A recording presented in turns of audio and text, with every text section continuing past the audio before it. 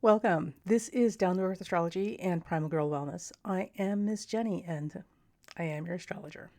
So, this video is for the fourth week of October, and this should be a very eventful, productive week. Very, very happy about this. So, the first thing you guys need to know about this particular week is one, it's an extremely fast moving week, like a greased pig at a county fair fast kind of week.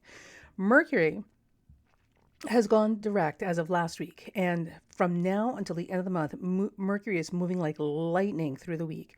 So expect all activities and decisions and communications and stuff. Expect things to roll fast. So hope you're prepared and you've got your stuff together because there's no slowing the train down now. At the same time, while this is happening, Neptune is stationing direct. Now, we know with outer planets, we'll feel them for more than a couple of weeks before their actual station. So we've been kind of feeling this all month long, but we're definitely feeling it this week because while the exact station is on November 1st, this whole week prior to that, we're feeling Neptune coming to a standstill and about to go direct.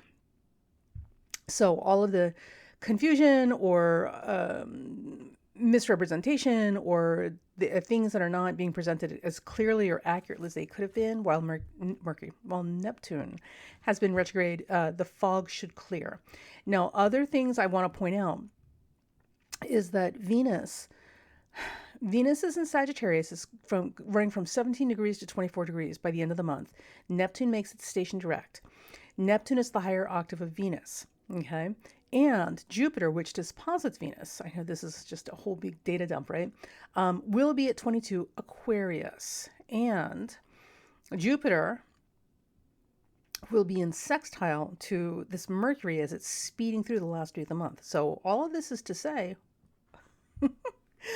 that the tap of compassion and having empathy and a commitment to the greater good and humanitarianism and all those Christian values that the fake Christians like to pretend that they're all about. All of those better spiritual values that help protect all of us as we evolve forward and survive as a group, an entire race of humans. That tap on the faucet will open up this week and in big ways. So that is good. That is really good. All that stingy, selfish, self-absorbed, me, all of that's going to start disintegrating and sliding down into the mud where it belongs, right? So, since Neptune also rules illnesses, and medicine and sick people and, houses of compassion and all that sort of stuff, I would also expect to see with Neptune going direct and all these other things connected to it, I would also expect to see that this whole anti-vax, anti-mask stupidity, like officially as of November 1st, we're feeling it now, we're going to see it start happening, but as of November 1st, literally start hitting its downslide, which is good because enough is enough. Like, y'all want to run around like Typhoid Mary, go make your own damn island and infect each other. Just saying. So, for those of you who are immunocompromised or who have loved ones who are immunocompromised, who have really been stressed out to like the nth degree because of people's stupidity and selfish behavior, when it comes to vaccines and masks, you can take a deep breath because all of that we're hitting the downside of this now, and all of that's going to take care of itself with a little help from divine intervention. So you'll be able to breathe easier in the next couple of months. So, take heart, dear friends. Take heart. The clearing up of the fog of confusion is coming to an end. It's coming. Okay. Now, some other things that are important about this week, because this is really a really powerful, solid week. One, Mercury, as it's moving through these degrees of Libra, will be making first a trine to Saturn, which will help right the ship. So there will be decisions and actions taken that will solidify or codify or put into place, lock into position things that are going to get done, not need to get done, but are going to get done, right? So contracts, commitments, and solid action taken on a decision that we're committed to. We can see it happen as this week rolls through. We're all about that. The other is once Mercury passes that trine to Saturn, it's then going to move into a trine with Jupiter. And remember, Jupiter, among many, many things, also rules ethics and ethos and principles. So, and also the greater good. Jupiter is, I hate to break it to some of you folks, but Jupiter really is about the greater good. So, and not Marat's, my personal freedom and rights. No. That's not the greater good. As Mercury, I swear this country, as Mercury moves into a trine with Jupiter, what that's also going to do is it's going to facilitate and really smooth out the road for the things that were initiated during that Mercury Saturn trine to really move them forward and let them go. So it's kind of like it's kind of like letting the boomerang go, right? Not the boomerang, but the slingshot. It's kind of like letting the slingshot go. Like things are really going to move now, and without interference and restriction. Oh, we like it. We like it. Things moving for the greater good, moving without restriction or interference or confusion. Oh yeah, we're there. We're so there, baby. I know, right? Okay. Now, this is not without its little, catch-22s here. So, I mean, the week is not perfect. The sun will be in square to Saturn and moving into exact square to Saturn by the end of the month. So, the sun in Scorpio squaring Saturn Aquarius is definitely kind of like, if I could give you an image, like biting through something, right? Like, tearing through leather or biting through something where you've literally have to put your shoulder into it. You've got to put your shoulder into it to make that boulder move. So this week, with all of this happening, it's absolutely a firm, absolute dedication to making something happen, right? So the Sun Saturn can be very unforgiving. It can be very obstinate, very hard-headed, very pig-headed. And Sun Saturn can be very inflexible, very rigid, very inflexible, because it's all about determination and absolutely digging your heels in and standing by something, right? So with that said, Sun Saturn square happening while this Mercury makes its trine to Saturn and moves on to Jupiter means that both sides are going to dig their heels in, but the side for the greater good is going to win. So for those of you who end up on the losing side, I don't know what to say. Because I know it won't be the rest of us. I'm just saying. Okay. And also this week, while this is happening, Venus will be squaring Neptune. Now, we just talked about how Neptune's going direct, right? And Neptune is the higher octave of Venus. And Venus is making this sextile to Jupiter. And it's also disposited by Jupiter. Blah, blah, blah, blah, blah, blah, blah, blah, blah. But Venus is going to be square Neptune. So what that means is while all of this good stuff is happening, we got a whole big, oh my gosh, we got a whole big fruit mold, Jello fruit mold. What does they call that? In the United States, there is this thing they make jokes about that somebody's aunt or grandmother typically brings to a family holiday, and it's this fruit salad Jello thing with marshmallows and pieces of fruit in it. The name escapes me. If you know what it is, put it in the comment box below. Fantasia? No, that's not it. I don't know. Anyway, I'll find a picture and put it in there if I can find it. So this is the kind of week. There's all sorts of surprises and good stuff and things that are going to make you happy or a little weirded out, depending on how you deal with it. So with Venus squaring Neptune, this makes things a little bit more complicated. Now, here's how you work with this, because Venus square Neptune does not mean you have to run around being completely confused and, like a chicken with your head cut off, not sure, which way is up. Venus square Neptune emphasizes the principles of compassion and sensitivity and empathy and relationships, the value of relationships as relationships versus the value of relationships for status or profit. Okay, so this is the week where, pay attention, where if you turn the heart lights on, right, if you open up your heart and you come from a place of genuine higher level spiritual principles, right, if you come from that place, you're going to find that all sorts of wonderful things happen, and also you will be given a lot more protection from any unexpected storms, social storms that are happening around you during this week.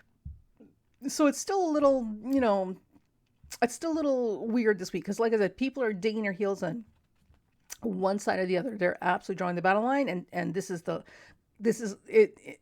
This is Custer's last stand. For those of you who know American history, right? This is Custer's last stand. But we're going to get through it. So while we're going through this, the way to make that Venus Neptune square work to your advantage is to literally come from, the Florence Nightingale place. Come from a place of genuine spiritual values, especially where people in relationships are concerned, because that is how you're going to get anything out of this week that means anything to you and matters and protects you. Okay, now I want you guys to watch, and we're going to finish the video here. I want you guys to watch the end of the month when we get to this quarter moon at 5 Leo. This quarter moon at the end of the month is going to unlock, woohoo, oh baby, it's going to unlock some of the major themes and directions that we're heading in going into the winter. It doesn't mean that it's good. It doesn't mean that it's bad. And that, good or bad depends on what side of the equation you happen to be standing on, right? But what it does mean is that we can look for some significant game-changing events around this quarter moon, and or some previews, some teasers of what's to come, especially in November, when, by the way, we have not the eclipse, yes, an eclipse. We have an eclipse at 27 Taurus. Now, just before, I'll give you a little thing about that, and we'll talk more about that in November. The eclipse at 27 Taurus is not exactly on, but very close to the fixed star Algol. Now, Algol has a lot, it's just got a bad reputation. Algol's got a very bad reputation. And it's often associated with people losing their heads or losing their minds. Decapitation, hysteria, it's a fun fixed star. All right.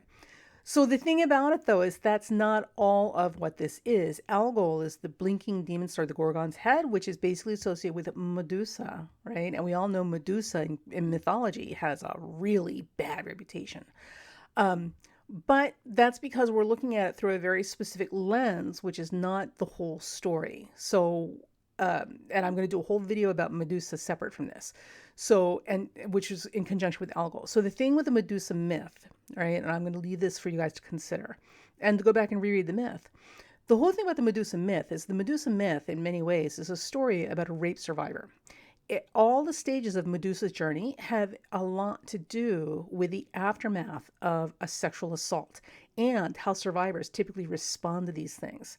And the story ends with her reuniting with herself and becoming whole and more strong as a result of having processed this and come through her journey and getting to a point where she can finally integrate or let go of this trauma and allow herself to become a different person than she was before the trauma happened. Yeah, it's deep like that. It's so deep like that. So Algol, or the Gorgon's head, which is the Medusa star, right, has everything to do with, are you ready for this? Female power. So I want you to consider Algol and the period of time that this astrology was being documented and who the astrologers were. And I promise you, they were not women writing these textbooks, okay, or practicing this craft in this time period. And certainly even up to now, right, female power has never been recognized as powerful. Female power, or the attempt to express power or autonomy, right, the ability to have a voice and speak for yourself and not put up with crap and nonsense, typically is seen as women being hysterical. Oh, you're being hysterical, or oh, you're being a bitch, or oh, you're just out of control, or you're so emotional, or what is it, that time of the month again? Like, think about all the things that we typically say to females when they're so frustrated, they've hit their limit, and now they're raising their voice and they're like in your face confronting you with it, right? The things that we say have nothing to do with, wow, she's really on top of her game, or wow, she's really powerful, or oh my God, like she's serious. We never give that kind of credence or respect, or merit to a woman owning her authority in her life or in situations. And it's often played off as, she's crazy, she's hysterical, she's emotional, it's that time of the week, it's the hormones, blah, she's pregnant, whatever, all this sort of stuff. So if we're doing that now, you can imagine how much more dismissive and condescending and, the men were who wrote these books and articles and in these documents way back in the day. So it's no surprise that Algol, the Gorgon's head or Medusa's star, would be associated with female hysteria as opposed to female empowerment or female rage, right? For justifiable reasons. So that, my friends, is the eclipse we have coming up next month. It's not exactly on Algol, but it's close enough that we're seeing it and feeling it. And we'll do a whole video about that shortly. So the end of this month, around the quarter moon, October 28th, give or take a day on either side, we should see some significant activity that will tip off or give us a hint at what to expect when this eclipse rolls around. It doesn't necessarily have to do with sexual assault survivors, doesn't necessarily have to do with women and female empowerment. It could have everything to do with the economy, or farming or banking. There's a whole lot of stuff this Taurus eclipse could cover. But understand that it is a particular juicy study, and the end of this month is going to give us a hint of what to expect. So look for a productive week this week. Make the most of it. Understand that things are moving fast this last week of the month. So if you're watching this now, make sure you've got a game plan and a schedule to work with a fast moving week so you can get the most done the most easily. Talk to you guys later. Oh, and as always, if you enjoyed this and you'd like to keep updated, make sure you hit the like button and let me know how you felt about it, because feedback matters. And also make sure you hit the subscribe button, which is down there too, right? So that you get notifications when new videos come up. And if you know somebody who might benefit or enjoy this, absolutely, by all means, share it. Talk to you later.